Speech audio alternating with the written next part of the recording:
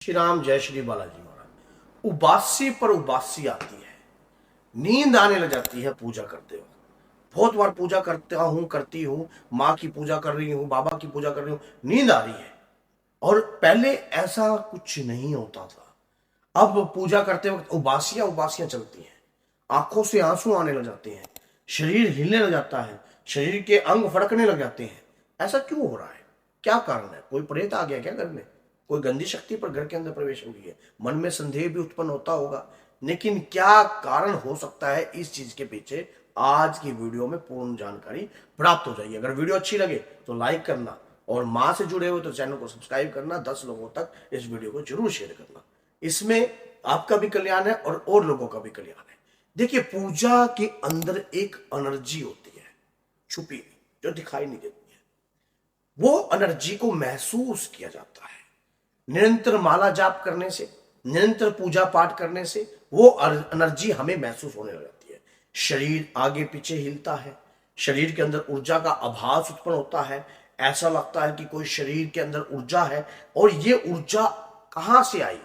आप जो नियमित रूप से पूजा करते हो, जो नियमित रूप से पाठ करते हो, उसी से ये ऊर्जा बढ़ रही है। कहीं और से ये ऊर्जा नहीं आई। नियम से कोई भी काम किया जाता है, उससे आपको ऊर्जा बढ़ती है। अगर नियमित रूप से आप किसी भी चीज का सेवन करते हो, तो आप सोचो, या कोई भी आप कार्य करते हो, तो उसमें आप एक्सपर्ट होते कि नहीं होते? इसी प्रकार से जब नियमित रूप से आप कुछ भी करोगे, आपको शक्तियां प्राप्त होगी, आपको कृपा प्राप्त होगी, ऊर्जा बढ़ती है। आपको आंखों से आंसू आते हैं। क्यों आते हैं आंखों से आंसू? इसलिए आते हैं क्योंकि आपकी एनर्जी जब परमात्मा से कनेक्टिंग करती है, आप पूजा करते हो, माँ के प्रति, बाबा के प्रति आपके भाव जागृत होते हैं। आपके भाव, अंतर के इमोशंस जागृत होने लग जाते हैं। किसके? देवी शक्ति को देखकर आपको महसूस होती है, उसकी एनर्जी आप महसूस करते हो। कोई और महसूस करे ना करे, सामने वाले व्यक्ति या किसी और व्यक्ति से आप जिक्र भी करते हो, उसको कोई महसूस नहीं होगा, क्योंकि आप लगातार कार्य कर रहे हो। लगातार आप देवी का पाठ कर रहे हो, आप लगातार आप पूजा पाठ कर रहे हो। कोई भी कार्य जब लगातार किया जाता है, उसमें ऊर्जा का आभास उत्पन्न होता है। अब बाबा माँ के स्वरूप को देखकर आपको जो है रोंगटे खड़े होते हैं। क्यों? उनकी कथा सुनकर रोंगटे खड़े होते हैं। आपके भाव है, ये आपके भाव है। भाव की कोई कीमत नहीं होती, भाव के संकेत होते हैं। इन संकेतों से कोई शक्ति आपके शरीर पर आ रही है। बार बार उबासी आना, बार बार उबासी आना, लगातार। जैसे ही आप मंदिर में बैठते हो और मंदिर में बैठकर पूजा करने लग जाते हो, आपकी उबासी खत्म ही नहीं होती। उबासी खत्म ही नहीं होती आपकी। लंबी लंबी उबासियां आपको खींच रही है। शरीर के ऊपर कोई ऊर्जा आपसे संपर्क बना रही है। कोई ऊर्जा आपकी शक्ति आपको संकेत दे रही है कि मैं तेरे साथ हूं। लेकिन इसमें आपको समझना आना चाहिए, ये तार उनसे भिड़ाने आना चाहिए। अब ये तार कैसे भिड़ेंगे? इस तार को भिड़ने के लिए गुरु का सानिध्य बहुत जरूरी है। गुरु की शक्ति जब साथ होती है ना, तब ये चीजों में अधिक से ज्यादा विश्वास और ऊर्जा का आभास उत्पन्न होता है। अगर आपका गुरु आपको बताता है कि पूजा के दौरान ऐसे कार्य होते हैं। अभी देखो, हमारे गुरु ने हमें ज्ञान दिया, तभी जाकर हम ये ज्ञान आपको बखान कर रहे हैं। तो अगर गुरु की शक्ति ना प्राप्त होती है, तब हमें ये कैसे पता लगे कि वाकई में ये पूजा, भक्ति पूजा पाठ के संकेत है? देवी देवता अपने भक्त को संदेश देते हैं, संदेश देते हैं। किस प्रकार के संदेश देते हैं?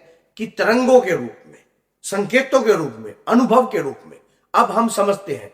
अब पूजा के दौरान जो आंखों से आंसू आ रहा है, जो शरीर हमारा हिल रहा है, ऐसे कभी आपने देखा भी होगा, आप कोई भी कर रहे हो, आप नमो नमो दुर्गे सुखानी, आप शरीर आपका हिलने लग जाता है। ऐसे आप आगे पीछे हिलते हो। क्यों हिलते हो? क्यों हिलते हो? आप नहीं हिलते। आपके शरीर में एक तरंग आ रही होती है। वो तरंग आपके शरीर में रहती है, वो मस्ती लाती है। आपने देखा होगा, धीरे धीरे यही तरंग एक सवारी का रूप ले लेती है।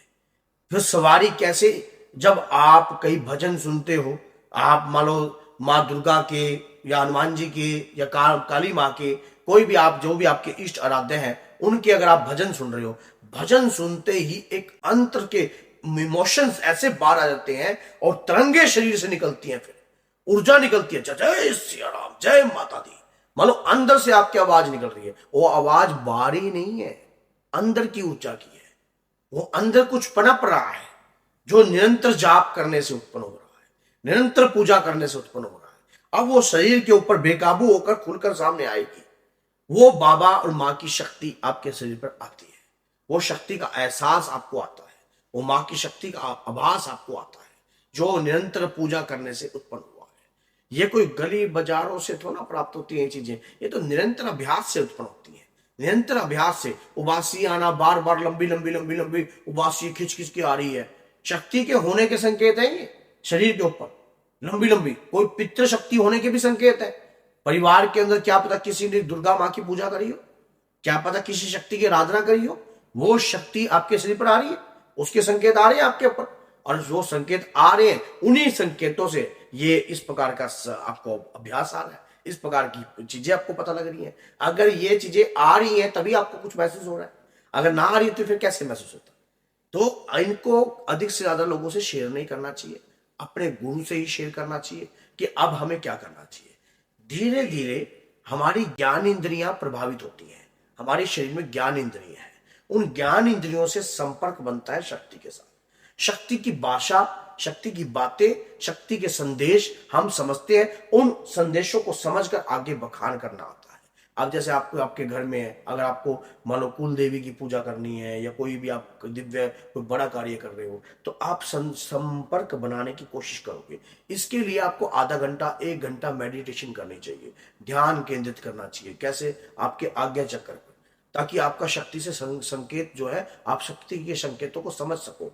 आधा घंटा मेडिटेशन कीजिए ताकि समझो कि वो आपसे क्या कहना चाहती है, किस प्रकार की कनेक्टिंग करना चाहती है। आपके जब आज्ञा चक्र की तरफ ध्यान खींचेगा, वही शक्ति जिसकी आप आराधना कर रहे हो, मान लीजिए आप माँ दुर्गा की कर रहे हो, तो माँ दुर्गा का ध्यान कीजिए कि आपके आज्ञा चक्र में दुर्गा शक्ति की कृपा आपको महसूस होगी। आपको लगेगा कि यहाँ पे ब्लिपिंग उत्पन्न हो रही है, वो वही कि आप अपने मन की बातें कहना चाहते हो कि मुझे क्या करना चाहिए, कैसे मैं समझूं। तो इस प्रकार के संकेत जब आपके तार भिड़ने लग जाएंगे, शुरुआत में कुछ समझ में नहीं आएगा, सब जीरो रहता है, लेकिन करत करत अभ्यास धीरे धीरे 1 दिन 2 दिन 4 दिन 5 दिन, पहले 10 मिनट ध्यान लगाइए, फिर उसके बाद 15 मिनट कीजिए, फिर काफी लंबे समय तक 15 मिनट चलाइए, फिर 20 मिनट कीजिए, फिर उसके बाद 25 मिनट कीजिए, फिर उसके बाद 30 मिनट कीजिए।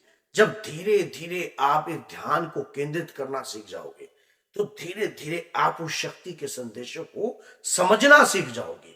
फिर आपको संपर्क बन जाएगा कि शक्ति आपसे कैसे बात कर रही है, किस तरीके से बात कर रही है, कैसे आप शक्ति को समझ सकते हो, कैसे आप पहचान सकते हो। अब फिर आपको लगेगा कि वाकई में जो गुरुजी ने बताया वो तो काम करता है, वो तो बहुत ऊर्जावान है। क्योंकि कोई भी कार्य जब आप लगातार करोगे, रोजाना करोगे, तभी उस चीज को आप समझ पाओगे और उस चीज में आप एक्सपर्ट हो पाओगे। तो अगर ये वीडियो आपको अच्छी लगी है और आप माँ की वीडियो देखते हो, बाबा की वीडियो देखते हो, तो चैनल को सब्सक्राइब कीजिए, 10 लोगों तक जरूर शेयर कीजिए, ताकि धर्म के प्रचार के लिए ये वीडियो अगर उन व्यक्तियों के हाथ में आती है और जिनको तलाश है, तो वो देखने के बाद अपनी चेतना को जागृत कर सकते हैं, ज्ञान इंद्रियों को प्रभावशाली बना सकते हैं। तो बोलिए जय सीताराम, जय माता दी।